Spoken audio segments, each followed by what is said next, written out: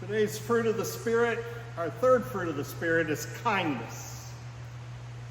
By contrast, the fruit of the Spirit is love, joy, peace, patience, kindness, generosity, faithfulness, gentleness, and self-control. There is no law against such things. Kindness. Do you think we have enough kindness in our world, in our country today? Paul calls some of the works of the flesh enmity, strife, anger, quarrels, dissensions, factions. Do those things have kindness in them?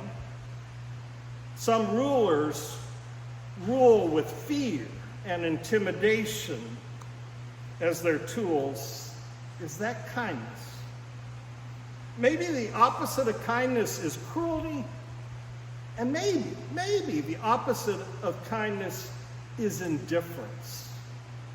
I mean, I've heard a lot of people say, how can we help the people in Texas? That's kindness, doing something kind. Saying, well, they're on their own, they'll take care of themselves, that's indifference. I've seen Facebook and social media be a place that has some of the most cruel things posted and some of the most kind things posted, all at the same time. And I have to wonder where my algorithm falls when I'm looking at that. Where have you experienced real kindness in your life? Paul uses the Greek word krestos, which comes from krestos, which means to be useful or beneficial. And so kindness is an action that helps somebody who needs it. And kindness is being useful or helpful to somebody and not being paid to do it, and not being required to do it. Our kindness is a fruit of the Spirit. It comes out of our call from God. When I work with a group of adults, that don't know each other, when I'm leading a conference, one thing I often do is have us go around the room and share a junior high experience. And the reason I do that is because all of us have been scarred by junior high. We hold that in common. We have hurts and scars from junior high. And by sharing a junior high experience, we often get to kind of get on the same level because we all at least share that we were hurt in junior high. But every once in a while when they're telling a story, they'll tell a story about kindness from junior high. Like a person came and sat with me at the table at the cafeteria when nobody else was sitting with me. Or a person came and sat with me when I was upset about a breakup and thought the world was going to end, and they sat with me and listened. That's some kindness even in the midst of that. Kindness requires empathy. And empathy is what it feels like to be in somebody's shoes. When we feel somebody else, when we see somebody sitting alone at a table or somebody crying on the steps, we feel empathy toward them. We feel their feelings, and then we go sit with them, or we go sit with or listen to them because of kindness. Emily Smith in the Atlantic magazine, it's interesting, I found a few articles in the media that don't have anything to do with the fruit of the Spirit, but there's a lot written about kindness. And Emily Smith wrote an article called Masters of Love. And the article is about what holds marriages together.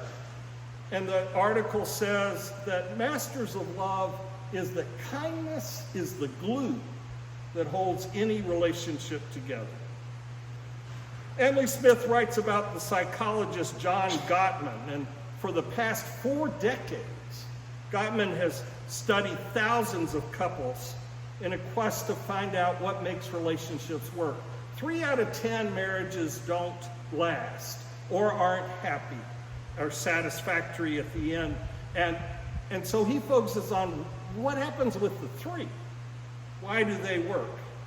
And by observing a couple's interactions for one day, doing regular things, Gottman has a 94% success rate at predicting whether couples, straight or gay or poor or rich or childless or not, whether they stay together or are broken up or unhappy. And he says that that the masters couples use kindness and generosity. And what he calls the disasters couples use contempt and criticism and hostility. And there are two ways to think about kindness. You can think of kindness as a fixed trait, something that we either have or we don't. But I think of it more as a muscle that can be exercised. And some of us are born with stronger muscles than others, but whatever our muscles are, we can exercise them and strengthen them. And that's how I view kindness. The hardest thing, of course, is to practice kindness during a fight. But this is also an important time to be kind. Because kindness doesn't mean we don't express our anger, but the kindness informs how we choose to express our anger. This is still from this article from The Atlantic. You can throw spears at your partner, or you can explain why you're hurt or angry. That might be the kinder path. Disasters will say, "You're late. What's wrong with you? You're like your mom." Ooh. And masters will say, "Well, I feel bad about picking on you for your lateness, but it's really annoying that you're late again. What can we do about it?" And any relationship, friendships, work better with kindness. It's the glue that holds friendships, churches, communities together. One of the things that visitors say about this church is that we're a kind church, that they felt welcomed and brought in. That's your all's doing. And in 1 Corinthians 12, when Paul talks about love, the second thing he says about love is kind. Elizabeth Dunn did research on money and happiness, and she wrote a book on money and happiness. And one of the things that they did was they gave people 17 minutes to spend money that they gave them. She said money just fell from the sky because we gave it to them. We gave them $5 or $20, and we said, spend something on yourself. Whatever would make you happy, spend something on yourself. And then they took a second group, and some they gave $5, and some they gave $20, and they said, you've got 17 minutes to go spend it on someone else. And they brought them back together, and the kind group were significantly more happy by spending their money on someone else than on themselves. Now, people that got a latte or makeup or whatever were happy that they got what they got, but when they gave it, they were more happy.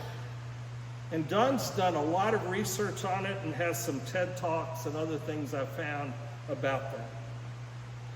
And also in the Atlantic magazine was an article by Adam Grant and Allison Grant called "Stop Trying to Raise Successful Kids."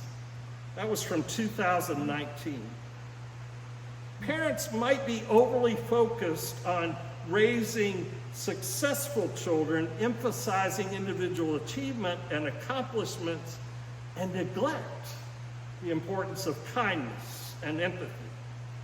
And this emphasis on individual achievement may contribute to what we see across college campuses, and that is a decline in kindness and empathy today. And they discovered that kindness and success are not mutually exclusive.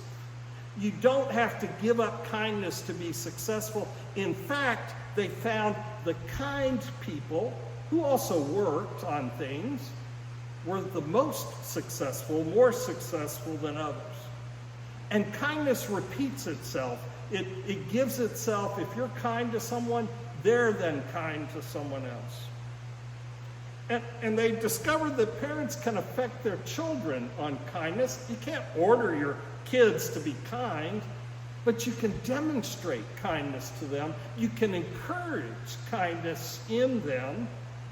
And they gave an example. They did a study that 81% of children who were surveyed said their parents value achievement more than kindness. 81%. The parents may not have done that, but the children felt that. And some people in our country say that we need to get rid of empathy. One church is calling empathy, and other churches are calling empathy a sin, because empathy keeps us from achieving the goals we want to achieve in America. They put achievement over empathy and kindness in a church. But kindness is not a source of weakness in a fiercely competitive world.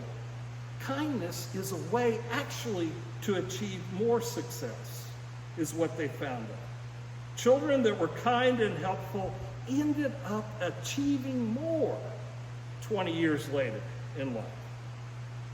And one of the things I liked about this article was the practical advice they gave. They used to say, what did you accomplish today? What did you get done today in school at the dinner table? And then they started asking, how did you help somebody else? Where were you kind to somebody else? And at first, of course, they got the answer, I forget, I don't know, I don't remember. But they kept asking. And as they kept asking, where were you helpful to someone else? The kids started coming up with answers like, I helped a classmate who didn't have a snack and I gave him part of mine. Or I helped somebody answer a quiz and understand the answers to the quiz that she got wrong. And they found also that psychologists call kindness a helper's high. We actually have things in our brain that give us an endorphin high when we're kind to other people. You may have felt that yourself. And economists refer it to the warm glow of giving. And psychologists and neuroscientists find that kindness activates reward centers in our brains. On the other side of kindness is that hurt people hurt people. And we need to be validated and we need to be understood. All of us need to be understood, and we need to have our feelings and our ways of seeing things validated. And that's kindness. And loving kindness is an antidote to suffering. Kindness helps us move from being irritated by where someone is, from irritated by where we wish they would be, to being understanding of where they've come. You talk to anybody in a 12-step program, and they'll talk to you about understanding and empathy for where somebody's come, not just being frustrated by where they're not yet. St. Moses the Black is from the 4th century, from the 300s. 300s. And he was part of the Desert Fathers who left the Roman Empire in the 300s and moved out into the desert to try and follow Jesus away from civilization. And he tells this story. Once a brother committed a sin in Sectus, Egypt, and the elders assembled and sent for Abba Moses. He, however, did not want to go. Then the priest sent a message to him, "Come, Moses, everybody is waiting for you." So he finally got up to go, but he took out a worn-out basket with holes filled with sand, and he carried it along, and the people who came out to meet him said, "What is this?" The old man said, "My sins are running out behind me, yet I do not see them. And today I've come to judge the sin of someone else." When they heard this, they said nothing to the brother and pardoned him. Our sins run out like sand behind us. We don't see them, and yet we're so quick to judge the sins of others that we do see. The desert's fathers were clear. Self-righteousness and judgment is cruelty done in the name of justice. Have you ever seen somebody self-righteous point to someone else in cruelty, but in the name of justice say what's wrong with them? We need honest self-knowledge about ourselves. We need to be realistic about our own sins and our own failings in order to lead to kindness. I also used Suzanne Stabile's talks on the fruits of the Spirit for much of this. And one of her stories that she told happened to her when she received kindness. She was to speak at a large convention for women, and she was late, and they were waiting for her to arrive. And she ran into the auditorium to speak, but there was a lip on the doorway, and she tripped over the lip and fell face flat on the floor. Try saying that 3 times, face flat on the floor. And she got up and rolled over and sat up and kind of caught herself. And her friend Martha immediately got up and came and sat down beside her. And then another friend got up and sat beside her, and another friend got up and sat down beside her. And somebody came by and said, "Suzanne, what's happened here?" And Martha said, "Somebody fell, but we don't remember who." Suzanne said that was an act of kindness. Thomas Keating defines kindness as kindness is the freedom from the energy of hostility, hatred, and outbursts of anger. Imagine being free from all the energy we waste on hostility, hatred, and outbursts of anger. Kindness opens us to God's presence and grace and acceptance. And from there we are open to God and the acceptance of people with all their and all our limitations. And there's a Buddhist teaching that there is no other person in the world more worthy of your kindness and well-wishing than yourself. When you're hard on yourself, you're hard on the world. When you're kind to yourself, it leads to the kindness of others. You can give yourself a break. In fact, we can pray this prayer of kindness. I'll say one sentence and have you repeat it after me. When I feel protected and safe, when I feel protected and safe, may I feel contented and pleased. May I feel contented and pleased. May my physical body provide me with strength. May my physical body provide me with strength. May my life unfold smoothly. May my life unfold smoothly. Isn't that a kind prayer for yourself? Can you be kind unless you feel protected and safe? If you don't feel safe, you're not going to be kind. But you can feel protected and safe. And you keep saying that prayer for yourself, that kindness that you give yourself, and you know what happens over time? Soon that prayer comes to be for someone else. Even our enemies. Even those that really get at our crawl. May you feel protected and safe. May you feel contented and pleased. May your physical body provide you with strength, and may your life unfold smoothly.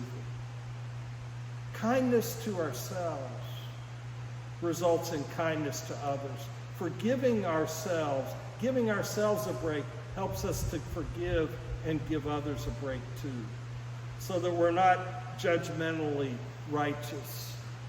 We know ourselves as saints and sinners, We know everybody's a mixture of good and evil. And so we give that to others too. In your bulletins is on the back is a way of showing kindness by listening. Listening is a way to show kindness. When I ask you to listen to me and you start giving me advice, you have not done what I asked.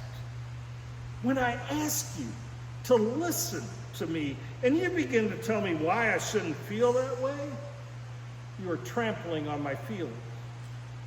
When I ask you to listen to me and you feel you have to do something to solve my problem, you have failed me, as strange as that may seem.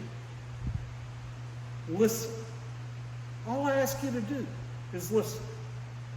Don't talk or do, just hear me. Advice is cheap. 20 cents will get you Dear Abby and Billy Graham in the same newspaper. It may be anonymous, but we can get the date when this was written. And I can do for myself. I am not helpless, maybe discouraged and faltering, but not helpless. When you do something for me that I can and need to do for myself, you contribute to my fear and inadequacy. But when you accept as a simple fact that I feel what I feel, no matter how irrational, then I can stop trying to convince you and get about this business of understanding what's behind my irrational feeling.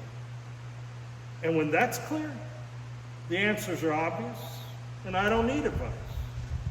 Irrational feelings make sense when we understand what's behind them. Perhaps that's why prayer works, sometimes for some people, because God is silent. God doesn't give advice or try to fix things. God listens and lets you work it out yourself. So please, listen and just hear me. And if you want to talk, wait a minute for your turn, and I will listen to you.